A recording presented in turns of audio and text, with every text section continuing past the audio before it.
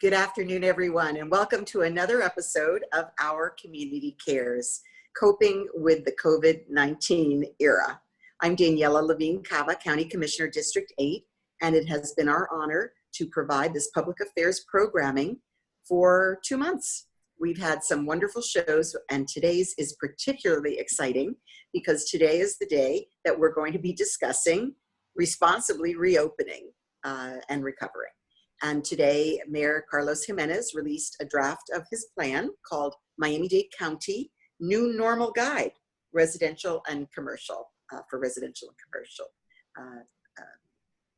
facilities. And we're going to speak to experts who've been helping to guide the path, and also to a county representative who's going to tell you about some new programming we're hoping will come out of the county. So we're going to focus today on the economic aspect of reopening and recovery. And we are so grateful to have two wonderful guests who've been monitoring this situation closely for the 2 months that we've been shut down. It's actually 2 months from March 19th, when the first order to shelter at home came from the mayor, till Monday, when there'll be a partial reopening. And so that's 2 full months. And today we have Bill Talbert, who's the president and CEO of the Greater Miami Convention and Visitors Bureau. Hi, Bill. And if you forget, he's got his beautiful blue backdrop to tell us, because they're all about marketing, and he's going to tell us what they're doing. This show, by the way, Commissioner, just for this show. Okay. We also noted that Bill is in bad need of a haircut, and maybe we'll find out whether through reopening he'll be able to address that need. He guides the hospitality and travel industry here in Miami-Dade County. Michael Finney is president and CEO of the Beacon Council, the official economic development organization for Miami-Dade County. I'm proud to serve as Miami-Dade County Commission Board representative to the Beacon Council. And during this pandemic, the Beacon Council has served as the county's principal business recovery center as well, with the launch of the website bizhelp.miami. It's been extremely beneficial, and many Zoom meetings and other public virtual forums. Both Bill and Michael have been actively engaged. And last but certainly not least, we have our very own Miami-Dade County, James Rick Graham. He is our CFO of our county's Public Housing and Community Development Department, or PHCD. And this includes the Federal Community Development Block Grant Program. These are essential dollars that flow from the federal government to the county, and will be very important for our county's economic recovery. So we're going to remind our listeners to please post your comments and questions on Facebook Live, and we will get to you. We're very eager to make this interactive. Let's go ahead and get started with you, Bill. Tell us, how has the hotel and tourism industry been affected by this pandemic? Bill. It's been affected in a very dramatic way, like many businesses. But the fact of the matter is, the government shut the hotels down. In fact, there's only one hotel open on the beach, and there are some hotels on I'll call it the mainland, for essential lodgers. So it's kind of hard to have a hospitality industry without any hotels open. So, and then of course the airlines were affected. The cruise lines have been affected. Meetings and conventions have been affected, but churches have been affected. Sports have been affected. So it affects the entire industry. But when you go down to zero hotel occupancy, and that's kind of the ground for that. That's where most of our visitors stay. So we've had maybe almost a 20% hotel occupancy in the last few weeks. But if you look at Key West, their occupancy is in single digits. And they're still shut down to visitors. Yes. And they just extended it through May. And Miami Beach is in single digits because they're not open. So, and those are decisions because of the it's about the doctors and all of the meetings. Mr. Finney and I have been in a number of these meetings, and doctors are on every single call. both medical doctors and the Florida Department of Health. So it's the industries, jobs, and medical. So it's that balance. You know, this is our 58th day safer at home, and our groceries are delivered, and so we basically don't go out. I haven't been to Publix. I haven't been to Home Depot, Office Depot, any places. I've been safer at home because I'm that group above 65. You know, that little group above 65. We're considered more vulnerable. I'm almost there, Yeah, Bill. so, you know, we did a stint in Tallahassee, March 8th to the 14th, and I think the virus was looking for me in Tallahassee. It didn't get me, so I'm not tempted. So I'm following the absolute rules. Sometimes I'm known for not doing that. This case, I understand this is about your health. Yeah, I'm happy that you bring up the health aspect. Of course, this show is not per se about health, but you know, it's a false choice, right? Public health or economy. You know, they go hand in hand. We know that we cannot safely reopen if people are not medically safe, if we're not using the proper precautions that have been advised, if we're not tracking the disease, if we don't have the proper health system, which fortunately we have an outstanding health system here in Miami-Dade County. So all of these things go together. But presumably we're going to go forward with the necessary requirements to be safe. And so what are you anticipating looking ahead? When do you think our hotel industry, for example, will start to recover? It's going to be late summer or in the fall. I mean, obviously no one can answer when the hotels are going to open. And even when there's an announcement to open, it takes hotels a few days, a week, 10 days to open up. These are some big facilities. And so it's gonna be a slow process. I think the best news we've heard is the impending opening of restaurants. And Mike and I have been on these sessions, and I think the encouraging news from what we've seen is in the rest of the state, they're limited to 25% occupancy of the restaurants. From what we've seen, and Mike and I were in all these discussions, it's gonna be 50% inside the restaurant, and then the potential for another 50% outside of the restaurant. Oh, okay. You know, at your commission meetings, and you talked about, and the beach at the commission meeting today talked about how you could use more of the outdoor spaces, Right. even using the parking spaces to get that other 50%. Yes. Okay. There's a great potential. I think Jimmy Morales said there are like 800 restaurants on Miami Beach, but these are jobs. And Absolutely. in the interim, the Bureau created in a matter of days, the famous now Miami Eats Order Out, Help Out, and Order Direct. And we started that on March 22nd with 320 restaurants countywide, and you can go to gmcbb.com and look at Miami Eats. But as of today, we're up to 1,200. And there are probably some restaurants, and we know there are restaurants that are open today with people working because of the Miami Eats program. And so we're proud to have led. Right. And you're up to like 1,000, right? Restaurants? 1,200. Yes. Okay, great. More Great. and okay, and when do we expect people to start traveling? What's the prediction there? Well, I think everybody wants to. It's when it's clean and safe. When it's people want to. We know one thing: the Miami brand is incredible, and this is one of the places. We'll start with the drive market, the local, the regional, Florida, and then the drive market will go to Atlanta and other places. So it will be the drive market initially. You know, the airlines are going to be recovering. I think all of it, whether it's the hotels, the restaurants, the airlines, and the cruise lines, are in the process of putting together what clean and safe means for those industries. Excellent. It's Now I'm going to ask you, because tomorrow you have a big program, right? At 9 o'clock, I think it starts. Can you tell us what that is? Let people know. It's a secret. No, it's our program of Tourism Industry Forum and Recovery Update. You're getting a little advancer here, so it's. That's it. We scoop the news. But we usually, our update, it's National Tourism Month, so it's an opportunity on a Zoom, and we have a lot of attendance, and you know, we meet, as you do, Commissioner, all day long on these issues. And Right. so there's a group in the county, you know, the Miami-Dade County.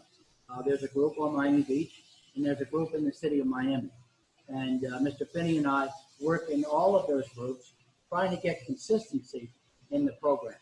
And I think while we hear May 18th for the opening, that's the potential. Some on the beach, they talked about doing it on the 20th, or some of it on the 27th. So that's a Okay.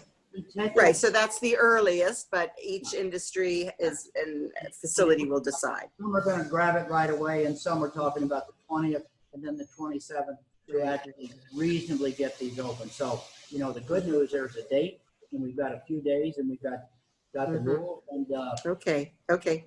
to get Well, it. you do have a program. It's tomorrow, and you're going to be describing the reopening from the hospitality perspective, as I understand it, which will be great in more detail. And oh, there, you moved around on my screen. Okay.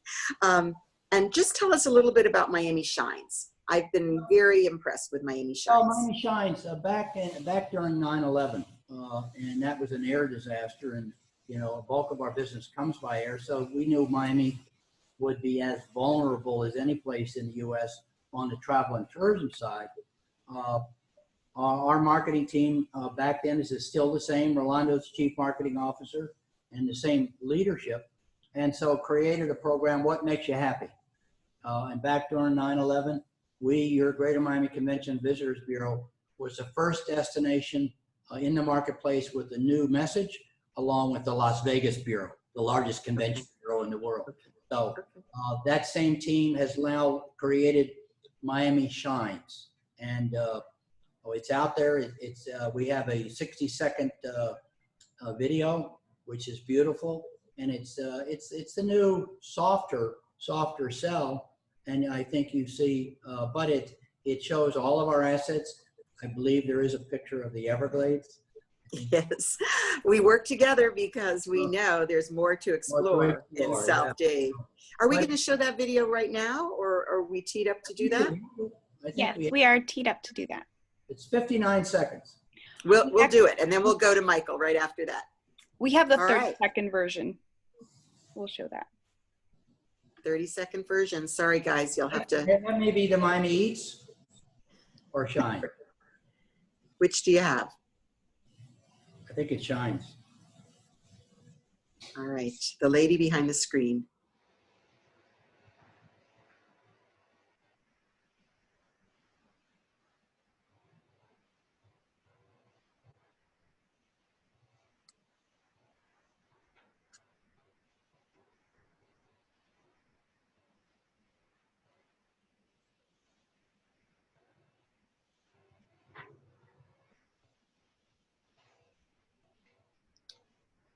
We got no sound. We'll have to do it again. That's why they never let me have the clicker. Well, so while we work on the technical aspects of it, here we go. Yeah.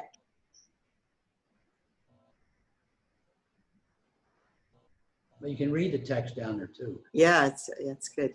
It's closed caption.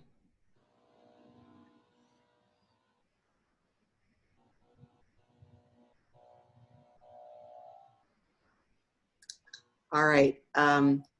We'll let Andrea work with the sound, and we'll do it again. But the visuals are beautiful. Thank you so much, Bill. And if we could, let's turn over to Michael. Okay. So tell us about your role, Michael, with the Beacon Council. How have you been involved in the discussion on reopening the economy? Yeah.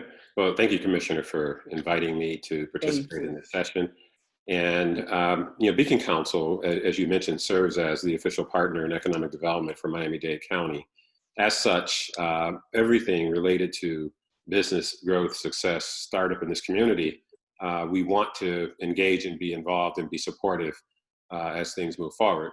That includes when things are not going so well. We have a history of having participated in supporting the community during hurricanes, which we know has a history of happening periodically in this region. And this organization has jumped in to play a role in helping to get disaster relief funds to businesses and individuals, et cetera. So this one is no different, except the scale and scope of it is much bigger. And when we looked at the number of businesses that we have in this county, small businesses, it was pretty obvious to us that we had to do something a little bit different than our normal process. There are roughly 90,000 businesses in Miami-Dade County. And with that volume, none of the organizations that we're aware of who support businesses, provide services, none of us had the capacity to deal with that volume of companies that may be looking to access the various state, federal, and local programs that were available for funding. The CARES Act PPP, the SBA had their emergency disaster loan program, and then the state had its emergency loan program as well. And they all generated an order of magnitude more inquiries than there was funds to support the need that was there. So we built out bizhelp.miami. You referenced it earlier, and that's a resource that is still up and available. And by the way, for any of the listeners, the business owners that have not applied for the PPP program, that is the federal program that is a loan that converts to a grant. There's still time to do it. The second round of funding did not have as many large companies coming in applying for much larger amounts. So as a result, the average loan size much smaller, and there's still literally, in round numbers, in excess of $100 billion that is still available to be distributed to businesses. So please, if you're out there and you haven't applied, please apply. And by definition, if you're a sole proprietor, a gig economy worker, a 1099 worker, you qualify as a business per the PPP, and you should go ahead and reach out to your bank. If you don't have a bank, visit our website, bizhelp.miami, and we have a list of banks that are accepting new business clients, and we'd be happy to work with you to try and get it resolved. So a big part of the work that we've been doing over the last month and a half or so is the kind of outreach to businesses, building out a technology portal that allowed us to take in large volumes of inquiries all at once and be responsive to those individuals and get them connected to banking institutions that could help them get loans approved. Transitioning, because we know that at some point the community is going to reopen, and we are pleased that the mayor appointed ourselves as well as our partners at the Greater Miami Convention Visitors Bureau to be a part of a small team that's been working on reopening strategies and the kinds of issues that need to be addressed. And as Bill mentioned, there's been just an incredible number of meetings with hundreds of people, and that includes business owners, potential customers, medical professionals, governmental representatives, organizations that are service organizations like us, all participating in identifying what are the key issues that need to be addressed in order for businesses to reopen. A lot of that is what's included in the draft document that you referenced that the mayor distributed today. And so that is a very good work product that should allow businesses to open in a logical way. What's next for us, though, is that the funding that was made available through all the various programs, those funds were really intended to help these businesses get through the crisis and the shutdown that we're in. Once we get into a reopening mode, most of those businesses are going to require additional support on a number of fronts. So there's 3 areas that we are attempting to address. The first is access to the talent that was displaced during this process. We know that the unemployment rate is sky high. Literally tens of thousands of people have been displaced in our community. Where are those people? Well, we've been following a lot of the warrant notices that have been issued by larger companies, and they've laid off significant numbers of people. So we're paying attention to all that so we can then start to do direct outreach to those individuals to try and reconnect them with companies as they start to rehire. It may be their previous company or it may be a new one, but we know that we have a lot of outreach to do to reconnect the talent. We'll do that via a lot of different marketing tactics. The second thing that we're doing is focusing on business to business opportunities. We know that a lot of our businesses ended up buying PPP and other essential needs from outside of our region and in many cases outside of our country. What if businesses in Miami could actually provide a lot of those goods and services? Well, we know they are. There's a distillery that's now making hand sanitizer. There are companies that made outerwear that's now making surgical gowns and surgical masks and things of that nature. And even American Airlines have set up their own surgical mask production operation at their executive lounge at the airport. So we know that there are business opportunities for Miami-based companies. So we're focused on facilitating B2B activity. And lastly, we're going to try and work very hard to ensure that businesses have the working capital they need in order to reopen and grow. So it's all about people, B2B support, and then access to capital. Excellent. Well, thank you. And thank you for pivoting to really helping in this crisis from the usual activity of just attracting, also working with small businesses, but you've really doubled down. It's been really valuable. So give us a little bit of your thinking on how people should balance their continued concerns about the safety of venturing out. We heard a little bit about that from Bill. And we know that the majority of Americans still are very concerned. So, we can move from orange to yellow on the chart as far as what's allowed, but will there be customers? Will people go out? And what can you say how to balance those things? Well, I think it's clear there will be customers. It just depends on the type of business and just how much close contact you have as to whether your business was one that will come back in a robust way. There will clearly be customers. I, like Bill, I'm in that category of people that have to be concerned. And my concerns go even deeper than his. Some folks who know me personally know that a little over a year ago, I literally I had a near-death experience when I contracted another very serious disease known as Legionnaires. Legionnaires it presents with symptoms very similar to what's being described as the symptoms for coronavirus. And after a significant hospital stay, some time in the ICU, and finally making a recovery, I'm just not one who wants to take chances unnecessarily. But I am feeling as if with the right kinds of safety and social distancing and PPE and those kind of things, I'm comfortable getting out. I've been in my office several times during this crisis. Haven't gone shopping yet, but I have gone to my office, and I feel as if we can manage and control things in the office. And so it really just depends on your own personal circumstances as to how comfortable you're going to be. And I just encourage everyone to follow the social distancing protocols that's being set out in the mayor's plans, because that will give us the highest probability of not having a resurgence of this very dangerous disease. We have a demonstration going on here of a beautiful aqua blue mask, matches the backdrop. Thank you, Bill, for that. Well, great. Thank you again, Michael, very much for being the steward of our business community and economic development. And let's turn to Rick. He's our CFO here in the county of our public housing and community development. And I've been working with the department on some possible legislation. We have grants to recover from the economic impact. So if you could tell us, please, Rick, what is your department working on? Sure, absolutely. Thank you so much for having me today, Commissioner Levine Cava. As you may know, the U.S. Congress passed and the President signed into law the CARES Act, which put a lot more money out to local jurisdictions and to states. And part of that money resulted in a supplemental appropriation to the U.S. Department of Housing and Urban Development, which we get our funding from. And specifically, a big piece of money went to the Community Development Block Grant Program, or CDBG. And the county's CDBG program saw $7,770,499 in supplemental appropriation. So it was a good amount of money.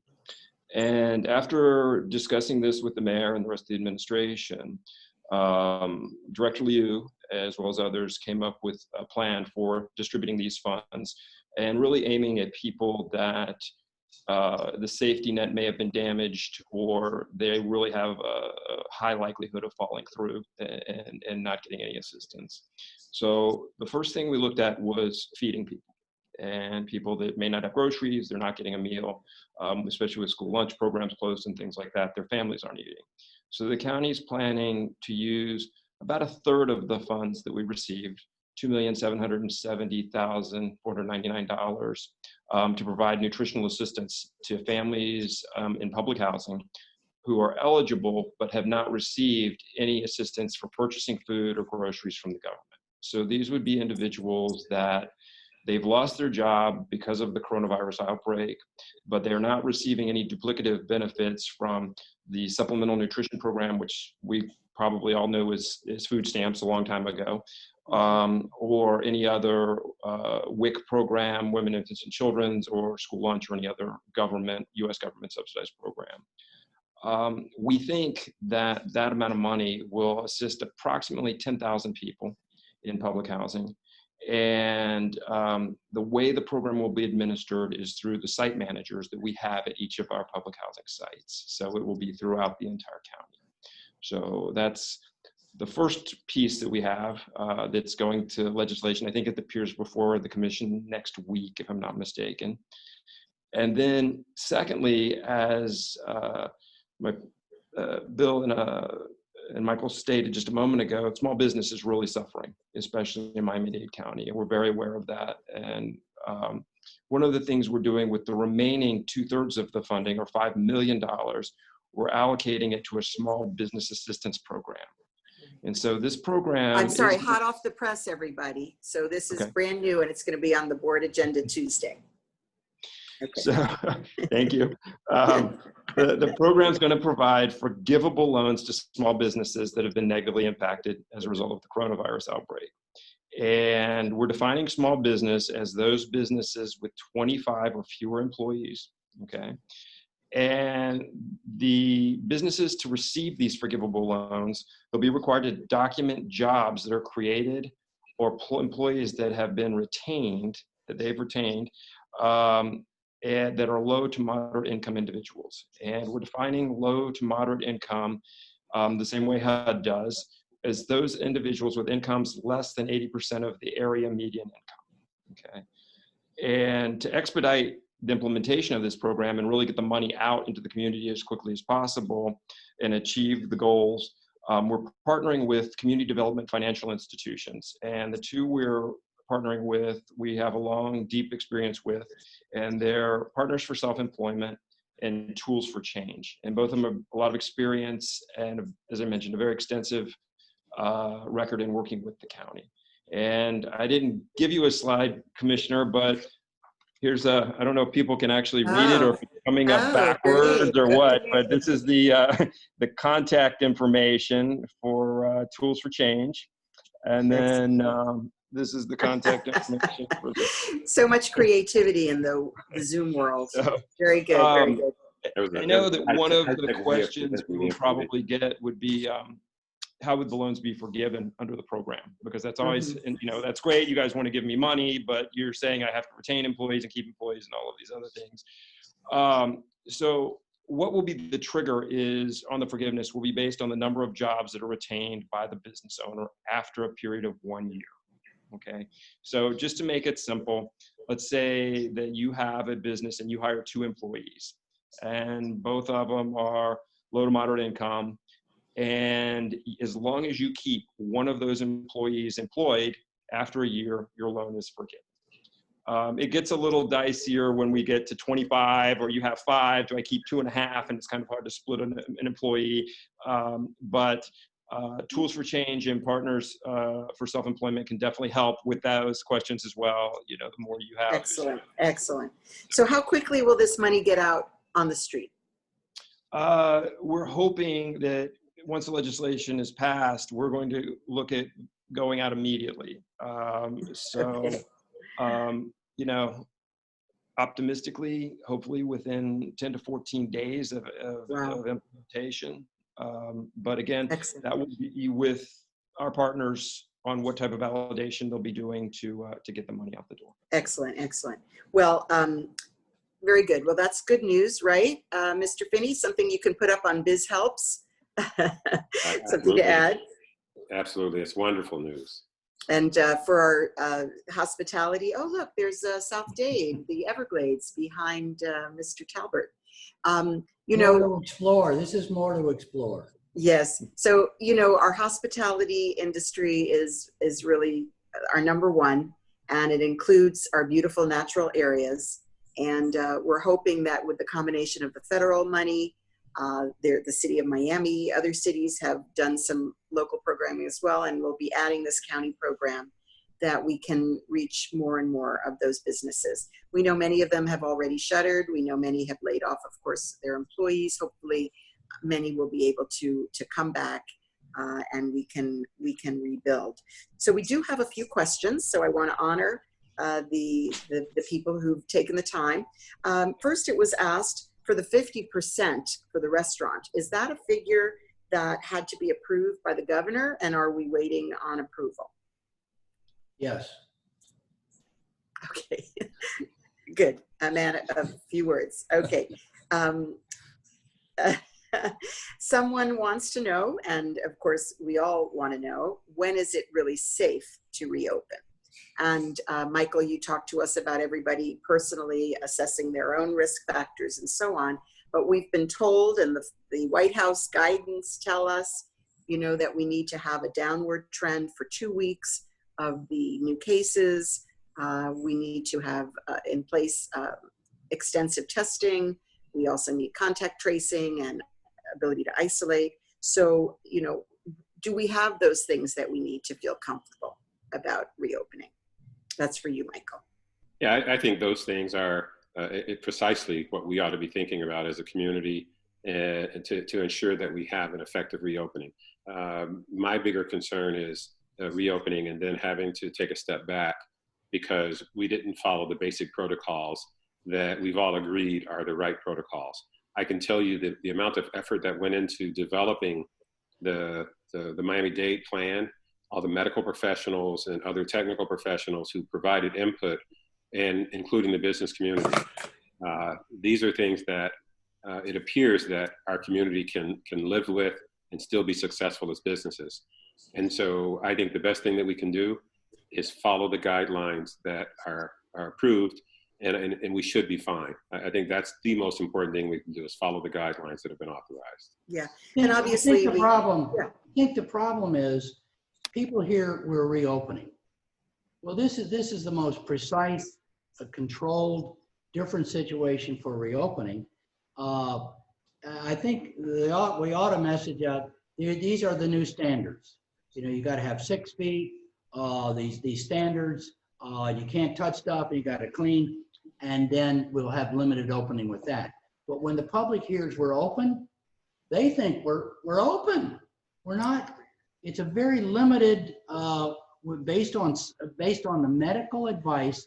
And if you look at this 150-page document, what businesses are going to need to do in order to open, it's pretty robust. And it's color-coded. So we went over this ahead of time. We're in orange right now, and we're heading to yellow on Monday. And not all the businesses will be opening, although a majority, right? Which are some of the ones that will not be able to open? Hotels. I don't believe grooming. I think I didn't see grooming. The beaches are not open. Spas and gyms, right? Things like that. Yeah. Okay. Yeah.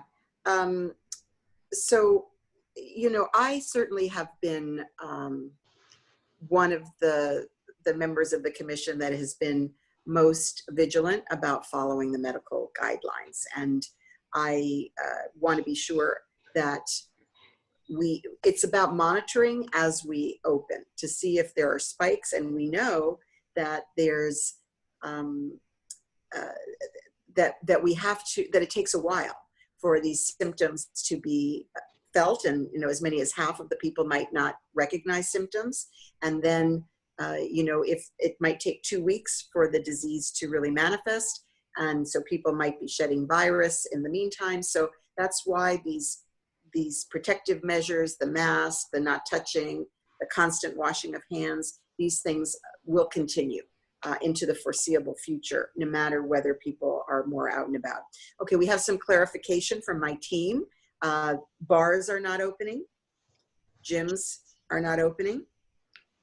And also for the colors, I just want to be clear that the report gives a kind of a color code for gradual reopening. So as you said, Bill, this is not really a full reopening. It's what is allowable. And then each person needs to take the necessary safety measures. I think the public has to understand if they don't follow the rules, we're going to go back to the old days and it'll get shut down. It will absolutely get shut down.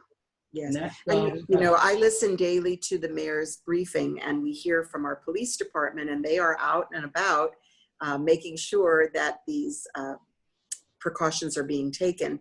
And if they find that it's not the case, then, you know, there's a warning, or if it's more grievous, then they're shutting it down. But I do want to go back to the fact that, you know, like Bill was saying, and Michael both, and I'm in the age group too. I guess, Rick, you're the youngster in the crowd here. But, You'll get there. we have to be very cautious, because it's not just about the settings, it's the amount of time in a place where there may be viral particles in the air. So for viral loading. And, you know, the longer you're in a place that is with closed or circulating air, the more risk that there might be. So outdoors is great. That's why the parks open first. It's really good to get out and enjoy the Everglades and nature. Then after that, fewer people is better, less risk. And if you are in a place where there are many people, you want to be as far away as possible, and you want to. I think one thing is many of the people who have it is asymptomatic. They don't have any symptoms. So, you know, people say, well, we're going to do the temperature. Well, it's so people who have it don't have any symptoms. That's right. So you have to assume, they have to assume that everybody you come in contact with has it. Thank you. We are all potential carriers. And that's why the mask, by the way, isn't necessarily for yourself, it's for the other people, because we just don't know. But if you are coughing or sneezing, then, you know, more likely if you have it, you're expelling it. Okay, so I want to thank our guests. This has been extremely informative. I know it's a kind of a preview of a longer program that Bill will be hosting tomorrow. And I know that Michael as well is going to continue to actively engage the community with all of the resources that are available. And I personally was very excited to hear some of the ways that you are helping us to pivot to locally produce some of the products that we need, and that will obviously be wonderful for the economy and to jobs. We have to redeploy, retrain people. They're waiting for unemployment checks for unbearably long periods of time. They're collecting food and endless food lines. It's really a disaster from a humanitarian perspective, and you are all helping to rebuild the economy, to get people the short-term assistance that they need to keep their businesses going, and very proud to know all of you. So we're going to wrap it up. I'd like to show the movie as the closer, not the movie, the little clip. We're going to try it again, Bill, so we can get the full flavor. But let me just tell everybody who's listening, we hope you'll join us on May 27th. That's our next show. It will be particularly dealing with issues of disparities from this COVID. So that would mean, how are people affected differently based on their race, based on their income, based on their ethnic background, because we know there are very serious disparities. And what can we do as we recover to address those inequalities in our society? So stay tuned. That's going to be another exciting topic on Our Community Cares. And in the meantime, be safe, be strong, and be kind. In moments like these, looking ahead is what moves us forward. There's a place with that same bright, sun-drenched attitude. It radiates from everything and from everyone. So we invite you to look forward to a brilliant tomorrow. For now, we stand by you as you stand by, ready for our Miami sun to shine brighter than ever. Let's shine together. All right. Thank you. Bye, Commissioner. everyone. Thanks, Thank you, everybody. Commissioner. Thank you.